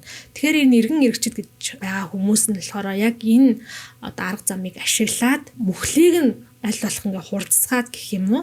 Тэгээд эргээд тэр 10 хэмжээстэй деважин цэцэрлэг болгохыг зорддог ийм хүмүүс байдгаа гэж Гуан Йифан тайлбарлаж байгаа. За иймэрхүү зүйл ярьсаар тэр хоёр саарл гариг дээр ингээд ирээд нэлээ ойртод харсан чинь 5 хөлөг яг буугаад ниссэн тэр газарт нь болохоор 5 ширхэг хар багна гэх юм уу зураас ингээ үлдсэн байдаг. Энэ төр болохоор үхлийн зураас гэдэг нэртэй юм байна. Ерөнхийдөө морилтын хөдөлгүүр яг ардаа ийм уул мөрийг үлдээдэг. Үхлийн зураас нь болохоор яг юм хамгийн нарийнхан багна байх энэ үед бол доторх нь гэрлийн хурд нь тэг километр буюу тэр дотор ямар ч одоо атом молекулын энергийн жижигхэн доргион гэж байхгүй доторх бүх зүйл нь үхчихсэн. Түрүү ярьжсэн иргэн иргэчдийн бас зарим нэг хэсэг нь болохоор гэрлийн хурдыг тэг болгоод тэгээсээ бүр хасах руугаа оруулчих юм бол гэрлийг эсрэг зүг рүү ингээ эргүүлэх юм бол гэсэн үг шүү дээ. Эргээд деважин цэцэрлэг болгоно гэж бас итгэдэг. Тэгэхээр энэ бол амар хор хөнөөлтэй, маш их аимшигтай, аюултай зэвсэг гинэ. Тэгээ Гуан Йифан болохоор жинд за энэ бол яг аргагүй 5 морилтын хөдөлгүүртэй хөлөө ирээд буусан юм байна. Гэтээ ингээд хөлөө очихсан. Эндээс хоёулаа маш хурдан явахгүй болохгүй. Яагаад гэвэл энэ үхлийн энэ зураасууд гэдэг байгаа энэ зүйл бол энэ хороо дэлхийн энэ орчлын ертөнцийн хамгийн аюултай зэвсэг. Одоо болохоор энэ ингээд зүгээр юм 5 зураас харагдаж байгаа. Гэтэл энэ зурааснуудыг ямар нэгэн байдлаар ингээд дөргиочих юм уу те сэдрээчгэл юм бол энэ зураасууд ингээд хагараад шууд ингээд тэлээд эхэлдэг. Ингээд тэлээд эхлэх юм бол энэ зураасын нэг нь л гэхэд одоо энэ нарны аймгийг энэ хоёр гаригийг нэг одтой нийлүүлээд хар домен дотор оруулчихна. Хар доменд орчих юм бол бид ингээд хизээч энэ одоо одыг орхиж явж чадахгүй болноо. Тийм учраас энэ зурааснуудыг аль болох хөндөхгүйгээр хурдан эндээс явъя гэдэг ийм санаа гаргаж байгаа. Жим болохоор яг энэ үед нэг зүйлийг ойлгоод дэлхийн 3 дээр яг ийм зүйл болсон юм уу гэдгсэн чинь Гуан Йифан дэлхийн 1 2 3 4 бол ингээ бүгдээрээ хоорондоо холбоотой ингээд яг хөгжиж дэвшээд явчихсан чинь дэлхийн 3 дээр нэг ямар нэгэн зүйл болоод яг дэлхийн 3 дээр амьдарч ирсэн хүмүүс бүгдээрээ өөрсдөө хар домейнд одоо оруулахгүй болохгүй гэж ингэж шийдсэн. Тэгээд тэр цаг мөчөөс хойш бол дэлхийн 3 хар домейн дотор байгаа. Тэгэхээр тэр дотор хүмүүс яаж амьдарч байгаа, яг юу болсныг бид нар мэдэхгүй. Тэндээс бид нар ямар ч мэдээлэл авч чадахгүй. Хэрвээ хүн өөрөө хүсэх юм бол тэр хар домейнтэй тэр дэлхий рүү очиж чадна. Гэтэ хизээж босож гарч ирж чадахгүй. Гэтэ бидний бодлоор бол тэд нар үнэхээр ингээд аз жаргалтай амьдарч байгаа хаа гэдэгт нь итгэж байна гэж хэлж байгаа. За тэгээд Жин Йифан хоёр буцаад хөлийнхаа шаатал дээр нь одоо нөгөө хантер гэдэг том пирамид хэлбэртэй хөлийг шаатлаар нь л яваад байгаа штэ тий. Шаатал нь буцаад ингээд суугаад саарл гаригаас хөдлөөд цэнгэр гариг руугаа буцдаг. Буцаад бас тэр хоёрын хооронд чинь нэлээ хэд хоног аялж байгаа байхгүй яг гэрлийн хурд руу орохгүй болохоор за тийм учраас нөгөө хүчээр юм хагас ижээнд ороод яг нойрны юм уугаад 4-5 хоног унтаад цэнгэр гариг дээр нэлээд дөхөөд ирсэн. Яг цэнгэр гаригийн тойрог замд ороод доошоо уруутах гад ирсэн чинь гинэт цэнгэр гариг дээрээс холбоо барина. Цэнгэр гариг дээрээс Юнтямын ирчихсэн Жин тэр чамд маш гоё билег авчирсан. Юун энэ од энэ мис зурсыг нэг хэдэн цагийн өмнө явуулсан юм шиг байна. Тэгээ Жин баярлаад Гуан Йифан хүртэлтэй Юнтямын ингээд хайртай бүсгүүдэд од бэлгэлсэн. Гэтэл одоо бүр тэрнээс ч том бэлэг бэлгэлж ирэхээр ямар овоо залуу за гэдэг утгатай зүйл хэлээд тэр хоёр бөөн баяр болоод цэнгэр гариг руу яг уруудах гэсэн чинь гинэт бүр ингээд амар чанга тийм чахрах бүр аимшигтай дуу чимээ гараад тэдний тэр сууж авсан жижигхэн шаатал хөлөг ингээд амар дөргиод байжснаа шаатал хөлөг доторх бүх гэрэл нь унтарчин. Бүх гэрэл нь унтраад ямар ч тийм цалхаан тогны бүсүргүү болцсон учраас Жин Гуан Йифан хоёрын одоо ингээд нэг сансрын хөлөг дотор хоорондоо радио холбоогоор холбогдоод исэн тэр бүх холбоос мөлбос нь унтраад хин хинийхээ юу гэж ярьж байгаа хин нь хаана байгаагаа ингээд мэдхээ болчихно. За тэнгууд Гуан Йифан Жин дээр очиод Жинийг ингээд барьж агаад юм сансрын нисгчийн бүрэг юм дуулга өмссөн байгаа штэ тий. Дуулгынхаа юм шилийг ингээд хоорондоо наалдуулж агаад тэр нөгөө шилээр нь дамжих одоо дууны дэлгөөнөр хэмээн хоорондоо харьцаг хичээж байгаа. За чи сандарч болохгүй шүү. Битгий хөдлөөрөө одоо энэ хөлөг дотор цалхаан тасарсан. Тийм болохоор ингээд хүчил төрөгчгүй бас болж байгаа. Тэгэхээр аль болох ингээд удаан, тайван амьсгалаад байж байгаараа би чамааг ямар ч хэлсэн аварнаа гэж Гуан Йифан хэлдэг. Тэрийг сонсоод Жины шууд зүрхэн дэлсээл паникт ороод явчихж байгаа байхгүй юу? Нөгөө удаан, тайван амьсгалах шууд амьсгаан ингээл давхцаал бүр ингээл яа харахгүй болоод тэгээ байжсэн чинь Гуан Йифан нэг юм механикаар нэг юм астаг юм бүдгхэн гэрэл гаргаж ирээд За тэгэнгүүтээ ингээ хөлгийн суудалд ороос нэг төмөр авдар шиг зүйл гаргаж ирээд дотроос нэг лаз гаргаж ирээд гэх юм уу. Тэр лазныхаа тагийг ингээ онгойлгосон чинь тэр лазнаас нэг хүчил төрөгч агаар цацагдчих шиг байгаа юм. Тэгэнгүүт Гуан Юфа очоод Жиний нэг дуулгыг ингээ тайлаад за одоо ингээ ямар ч гэсэн түр хугацаанд хэрэгжилж болох хүчил төрөгчийг би энэ хөлөг дотор ингээ цацсан байгаа. Гэтэ энэ бол нэг удаан ингээд бит хоёр энэгээр амьсгалж чадахгүй. Хөлөг маань цалгаангүй болсон учраас удахгүй дулаанаа алдаад энд бүр ингээд хасах хэдэн зуун градус руу орно. Тийм болохоор хоёулаа хувцас сольж өмсөх хэрэгтэй байна гэд. Тэнгүүтээ ингээ орчин үеийн одоо өмсөж байгаа тийм хөнгөн нимгэн сансрын нисгчийн өмсгөлөө тайлаад бүр яг эрт балрын одоо манусын үеийн сансрын нисгчийн юм хүнд хувцсыг ингээ өмсөж байгаа. Тэгээ тэр нь болохоор яг механикаар бас юм дотроос халаах тийм технологитой байна л да. Тийм учраас яг хөлдөж өгчээсэн нөгөө хоёр ч ингээ арай хийж хувцас сольж өмсөд арай гайгүй ингээд дулаацж байгаа. Ингээд нэг юм жоохон хүчил төрөгчтэй болцсон, жоохон халуун дулаантай болцсон. Жин бол арай нэг ухаан ороод яг юу болоод байна гэд. Хөлгийн ингээд цонхоор харсан чинь нэг талд нь болохоор нэг цэнхэр шар цагаан юм ингээд амар хурдтай эргэлдээд байгаа. А нөгөө талд нь болохоор нэг шар улбар шар улаан зүйлас гэдэг аим хурдтай эргэлдээд байгаа. Тэгээ энэ яг юу болоод байна гэд Жин Гуан Юфанаас асуусан чинь нөгөө нэг өвхлийн зураасуудын нэг нь тэлчихжээ. Тэгэхээр одоо хоёулаа хар домейнд орсон байна гэсэн. Энэ хар домейн дотор гэрлийн хурд 20 км/сек ч хүрэхгүй байна. Тийм учраас тэр хоёр удаашруулсан гэрлийн хурдаар нөгөө цэнхэр гаригыгаа тойроод эргэлдэж байгаа. А цэнхэр гариг болохоор яг энгийн гэрлийн хурдаар эргэлдэж байгаа учраас тэр нэг амар хурдтай эргэлдээд байгаа. Цэнхэр шар цагаан зүйл маань болохоор энгийн гэрлийн хурдаараа яг амьдрал нь өрнөж байгаа цэнхэр гариг юм байна л да. Өөрөөр хэлбэл хөлөгт нэг хором гэдэг цэнхэр гариг дээр хэдэн зуун жил өнгөрч байгаа гэсэн үг юм байна. Гуан Юфаны иймэрхүү зүйл болж магадгүй гэж бодоод ер нь Гуан Юфан ч гэлтгүү одоо яг энэ татаг хүч болон Blue Space хөлөг дээр байсан галактикийн хүмүүс иймэрхүү зүйл болж магадгүй гэж бодоод аюух бэлтгэлтэй явдаг. Тэр бэлтгэлийн нэг нь жишээлбэл түрүүний гаргасан гэрэл лазтай хүчил төрөгч сансрын нисгчийн дотроосоо дулаалгатай өмсгөл гэдэг ч юм уу тий. А бас нэг зүйл нь болохоор энэ гэрлийн хурданд ингээ ороод ирсэн учраас нөгөө энгийн цэглэгаан компьютерууд ажиллахаа болчдөг. Ягаад гэвэл гэрлийн хурд асар удаашрсан учраас. Тийм учраас Гуан Юфа нейроноор одоо ажилдаг компьютерийг асааж эхэлнэ гэсэн үг. За нейрон гэдэг нь болохоор нэг хүний тархин дотор байдаг мэдээлэл дамжуулдаг зүйлийг хэлдэг шүү дээ, тий. Хүний тархи мэдээллийг секундэд 2-3 метрийн одоо хурдтайгаар дамжуулт юм байна. Тэгсэн ч гэсэнтэй хүн ингээд өөрийнхөө биеийг удирдаад бодож сэтгээд яриад амьдраа явдаг. Тийм учраас ийм удаашруулсан гэрлийн хурданд одоо ажиллах чадвартай нейроноор ажилладаг компьютерийг яг ийм үед зориулаад галактикийн хүмүүс зохион бүтээсэн.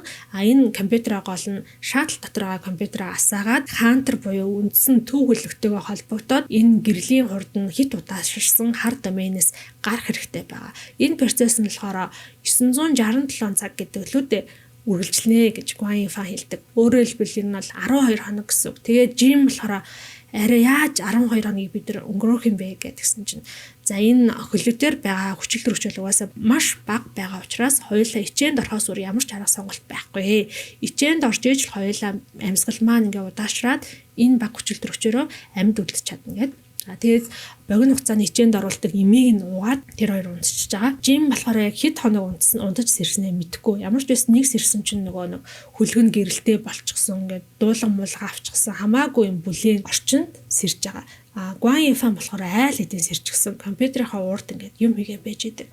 Хэр хугацаа өнгөрсөн бэ гэд Жим асуусан чинь 16 хоног өнгөрлөө гэж Гуан Юфа хариулна. За ингээд тэр хоёр хөлгийнхаа компьютерийг ашиглаад буцаад цэгэр гаригийнхаа хөрсөн дээр бууж байгаа. Гэтэл цэгэр гариг биш нийл ягаан гариг болцсон байдаг. Өөрөөр хэлбэл өмнө нь цэгэр байсан ургамлууд нь модд нь бүгдээрээ нийл ягаан өнгөтэй болцсон байсан гэсэн. Цэгэр гариг дээр буюу одоо нийл ягаан гариг дээр ямар ч Тиамин, AA, Halo хөлөг ч юм уу те эсвэл Тиамины сууж ирсэн хөлийн уул мөр байхгүй. Тэгэхээр энэ хоёр маань л за энэ гариг дээр яа харахгүй маш олон мянган жилийн хугацаа өнгөрчээ гэж боддог. Жим болохоор хэдэн мянган жил өнгөрсөн байхаа гэж боддог бол Гуан Юфа хэдэн 100 мянган жилийн хугацаа ч өнгөрсөн байж магадгүй гэж бодоод Гуан Юфа цэнгэр гаригийн одоо гадаргуу дээрээс нэг чулууг аваад тэрний нөгөө атомын бүтцийг нь шинжилээд өнгөрсөн энэ 16 хоногт хэр хугацаа өнгөрсөн бэ гэдгийг шинжлүүлэхээр сансрын хөл рүүгээ бариад орно. Гадаа нь гарч ирээд тэр хоёр зэрэгцээ сууж байгаа юм.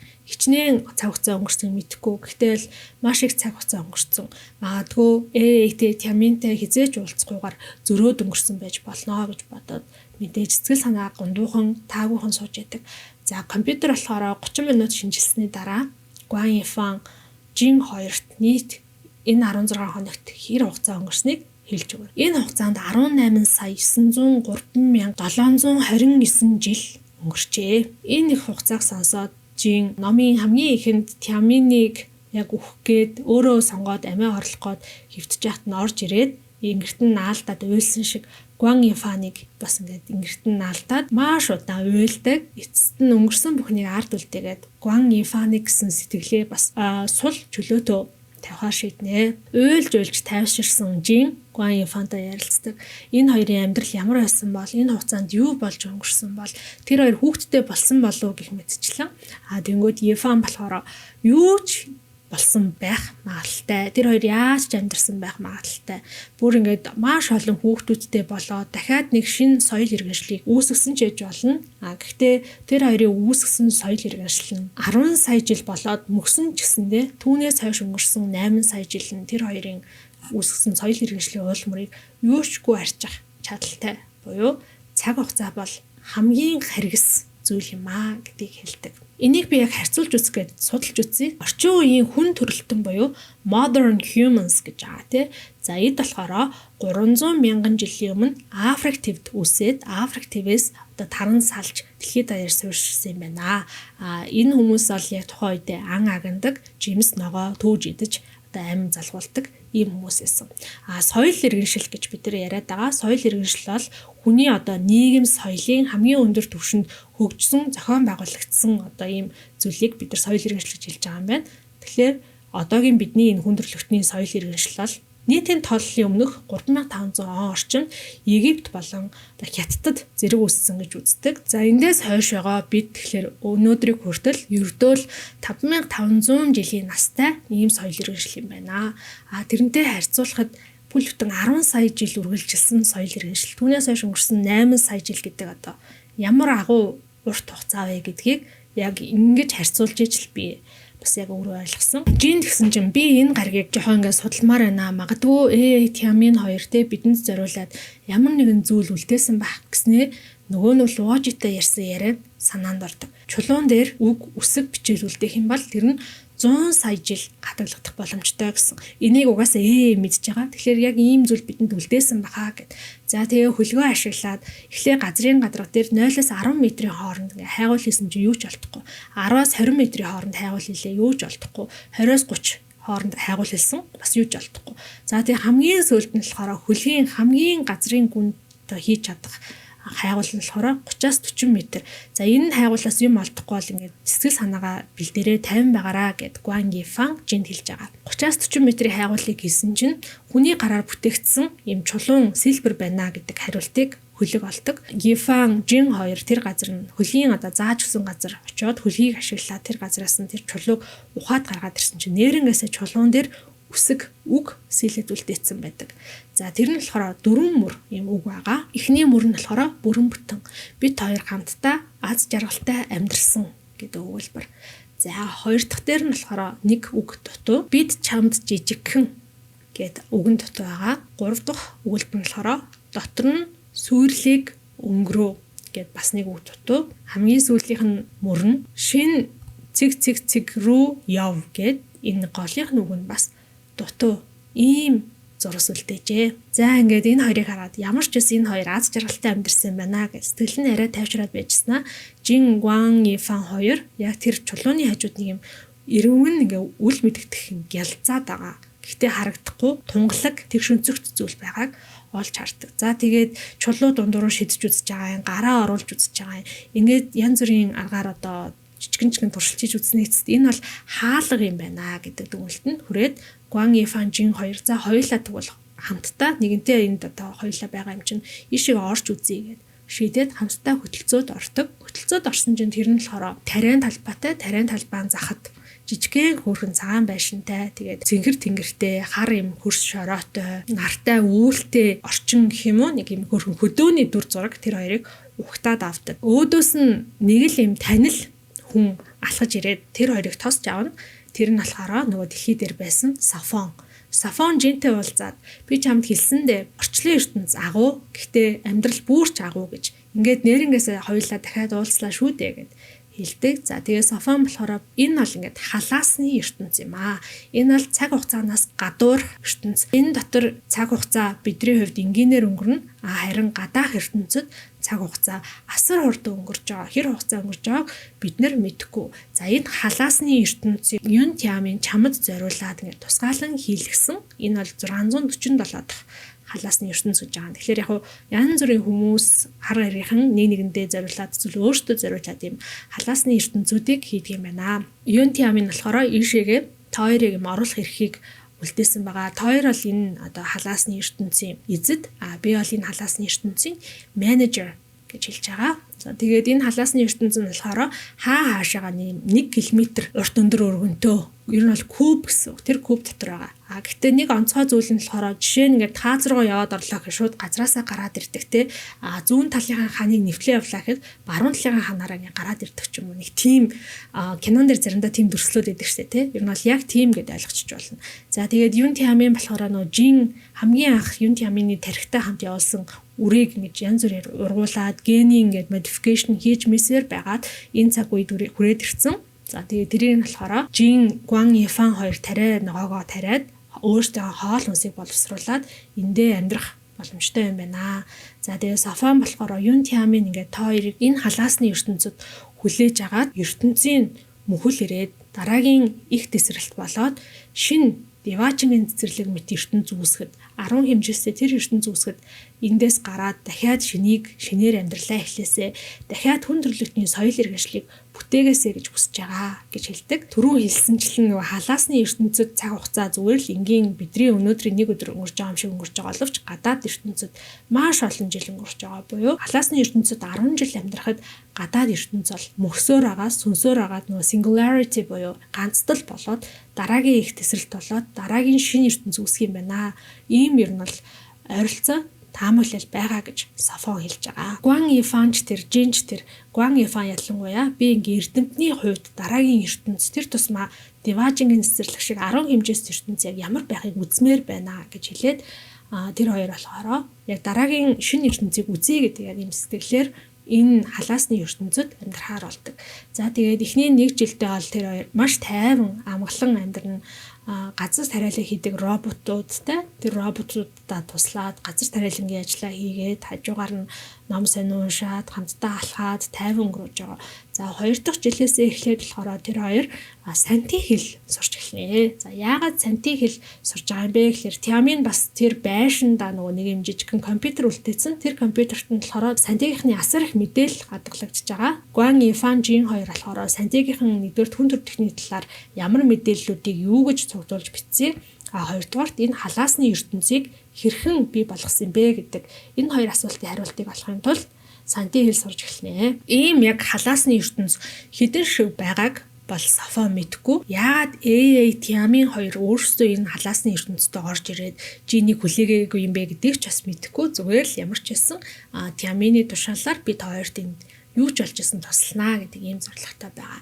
Энэ халаасны ертөнц нь болохоор Pocket Universe гэдэг байгаа. Universe дотор, ертөнц дотор нэг жижигхэн mini universe гэдэг ойлгочих болно. За тэгээ mini universe нь болохоор өөрөө ингээд яг гадаад ертөнц рүү ямар нэгэн мессеж ч юм уу те зурус илгээж чадахгүй, гадаад ертөнцид яг юу болж байгааг бас хэлж чадахгүй. Гэхдээ гадаад ертөнцид юу болж өрнөж ийн вэ гэдгийг Сафон баг зэрэг мэдэрч чаднаа гэсэн. Харин гадаад ертөнцөөс бол халаасны ертөнцүүдэд шууд халдаж чадахгүй. Гэхдээ халаасны ертөнцүүдэд мэдээлэл бол явуулж чадах юм байна.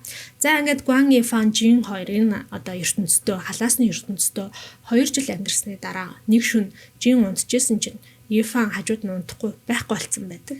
Жин гэрээсээ гараад харсан чинь Ефан болохоро үүдний шатан дээрээ ингээд дээшээ арчсан одоо нөгөө хиймэл тэнгэр дээрх одтой арчсан сууж идэг. Жин тэгээд чи юу бодож байгаа юм бэ гэсэн чинь массын алдагдал. За өөрөөр хэлбэл Ефан Жин хоёр сантигийн компьютерийг уншаа сантичуудын олж мэдсэн тэр янз бүрийн мэдээллүүдийг уншсаар агаад нэг зүйлийг яг тэр бүр математикийн тэр томьёотой баталгаатай нь олж уншсан юм байна. Тэр нь болохоор юу юм бэ гэхээр орчлон ертөнцөл өөрөө төгс хамгийн тодорхой хамгийн тохиромжтой байдлаараа бүтээгдсэн зүйл гинэ. Орчлын ертөнцид байгаа нэг ширхэг масс матер бүхэн яг орчлын ертөнцийг бий болгоход өргөчгöd эргээд singularity буюу ганцдал болоход эргээд big bang болоход бүгдэнд нь яг төгс тохирсон тийм хэмжээтэй байдаг юм байна. Тэгэнгүүт Guang Yifan тэгээд Genie ч гэсэндээ санааг нь зоогож байгаа зүйл юу юм бэ гэхлээр маш олон mini universe-уд, pocket universe-уд хийцэн халаасны ертөнцүүд бүтээсэн. Гэтэл энэ нь бүгдээрээ ингээд орчлын ертөнцийн массыг ингээд аваад жижигэн ертөнцид нууцсан байгаа гэсэн үг. Тэгэхээр орчлон ертөнц массаа алдаад яг тэгж дараагийн Big Bang буюу их тесрэлт болоход хүрэх хангалттай хэмжээний массгүй болчих үе дээ. Тэгхийн бол орчлон ертөнц маш удаанаар мөхөх болно. Сунаад лэн, тэлээд лэн, тэгээд сүултээ од хоорондын, гариг хоорондын зайнууд улам холдоод байна. Орчлон ертөнц хөрөөд байна. Гариг хоорондын зай, од хоорондын зай холдно гэдэг. Өнөөдөр гадаа гараад харахад тэнгэрт нэг ч од харагдахгүй болно гэсэн. Гэтэл нөгөө нэг буцаад ганцдал болоод буцаад их тесрэлт болох хангалттай хэмжээний тэр энерги масс нь байхгүй учраас тэгж чадахгүйгээр тэгж тэлсээр сунсаар агаад үхэх юм байна. Guang Yifan Jin хоёр яг энийг ингээ хоорондоо ярилцаад энэний цаад логикийг ойлгочоод бүр яг яахаа мэдгүй юу нөгөө тариа ногоогоо тарих болоод хэд хоног урвайсан гэх юм уу гэхэд хоёр хүн байж идэг. Тэгээ байжсэн чинь тэр явдлаас 2-3 хоногийн дараа Софон гүгээд ирнэ. Яасан бэ гэдгсэн чинь гадаад ертөнцөөс биднэрт зурус илгээжээ гэв. За тэгээ тэр хоёр ороод Софонт хамт гуруулаа нөгөө компьютерийн урд суужсэн чинь үнэхээр ингээд орчлон ертөнцийн амьдарч исэн хэдэн тэрбум соёл иргэншлийн хилүүдээр өөр хилүүдээр яг нэг зурвасыг гадаад ертөнцөөс явуулсан байдаг. Тэр нь болохоор resetter буюу дахин эхлүүлэгч гэдэг ийм хэсэг бүлэг бас үзэлтэй хүмүүс юм байна л да. За энэ дахин эхлүүлэгчд нь болохоор түрүүний нөгөө эргэн иргэстээс жоохон өөр буюу яг ертөнцийн массыг нь хадгалаад их тесрэлт ганцдал болгоод их тесрэлт болгох тэр үйл процессыг нь зөв замаар нь дэмждэг хүмүүс гэд ойлгочих болно. Тэр гурвын бол ойлгохгүй маш олон хэлээр ингээл зурвсууд яваалаа. Софон ингээл ажиллаад байжсэн чинь 1.3 сая хэл явсны дараа санти болон дэлхийн хэлүүд хоорондоо маш ойрхон гарч ирээд зурвас гарч ирээд өнгөрдөг. Ингээ нийтдээ 1,570,000 өөр хэлээр зурвас илгээсэн байдаг. Энэ ертөнцид хэдэн тэрбум соёл иргэншил байсан бол тэр дундаас хангалттай урт хугацаанд survive хийсэн өөрийнхөө хэлээр зурвас үлдээх хэмжээнд ертөнцид уул мөрөө үлдээсэн санти дэлхий байсан гэдгийг мэдээ Софон, Guang Yifan, Jin гурван маань маш их баяр хөөр болно. Тэд зурвасыг уншдаг. ертөнц яг юм шаардлагатай массын хэмжээ бага болсон. Маш бага болсон. Тийм учраас ийм халаасны ертөнцид байгаа та бүхнийг ингээд ертөнцөөс авсан массаа эргүүлээд өгөөч гэж хүсэж байна. Тэгэхгүй бол ертөнц маань маш удаанаар мөхөх нь байна. Та бүхэн халаасны ертөнцтөө өөрсдийнхөө амь насыг аваа гарч чадахгүй ч гэсэндээ дурсамжаа дараагийн ертөнцтөө үлдээгээрэй гэдэг ийм утгатай зурвас байдаг. Энэ зурвасыг хараад угаасаа нэг сэтгэл санаа хоёрдсон байсан. Угаасаа энэ талаар яг бодлогошроод гайхажсэн Jin, Guang Yifan хоёр өөрсдийнхөө халаасны ертөнцийг нураагаад массыг нь ертөнцид буцаад өгөхөөр шийднэ. Софонтой хамтраад нөгөө тариаланч роботуудтайгаа хамтраад эхлээд тэр халаасны ертөнцид байгаа хөрсөө хаалгараа гаргаад ер нь засаж байгаа гэсэн. Тэгэхээр л тэр ертөнцөөс авсан байсан масса буцаад өгж байгаа юм байна л та. За тэгэл дараа нь байшингаа гаргаад дараа нь таазаа гэх юм уу тэнгэрээ хуулж гадагшаа гаргаж хаяал те хамгийн сүлд нь ингээ шалаа хуулаад гадагшаа гаргаа хайсан чинь шаланд ороосны 20 метрийн урттай 4 хүний судалтай сансрын хөлөг гараад ирдэг. Өөрөөр хэлбэл Тямин юу гэж бодсон байсан бэ гэхээр Жинтэй хамт тэр халаасны ертөнцийн амьдарч байгаа дараагийн их тесрэлт болсны дараа тэр хөлгийг ашиглаад юм хүн амьдран суурших боломжтой гариг олоод тэндээ хамтдаа амьдрил гэж хөрхий төлөвлөсөн байсан юм байна. За тэгээ тэр хөлгөө гаргаж аваад Yifan, Jin хоёр Софоноос гуйдаг.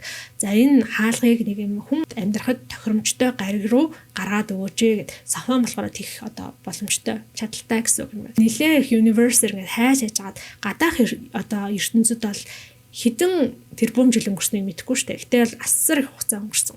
Хайж хажгаад хамгийн сүүлд нь за хүн амьдрахад нэг 30% нь л тохиромжтой ийм гариг боллоо. Гэтэ энэ бол маш аюултай гэсэн үг. Та хоёр гарах уу гэхэд нөгөө хоёр бол бит хоёр гарья гэд. За тэгээ сансрын хөлөө гаргаад Софоныгоо суулгаад халаасны ертөнцөөсөө гарч байгаа.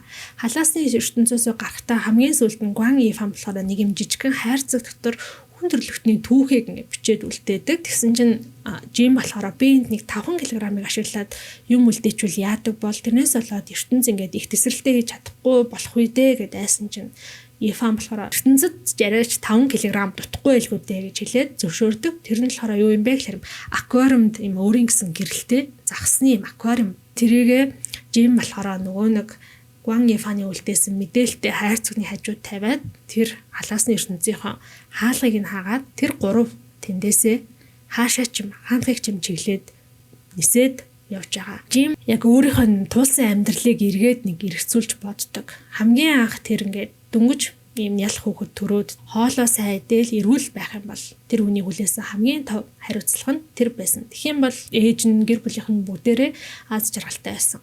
Дараа нь Жин сургуульд ороод онц сурах гэдэг шинэ үүрэг хариуцлагыг хүлээж авсан.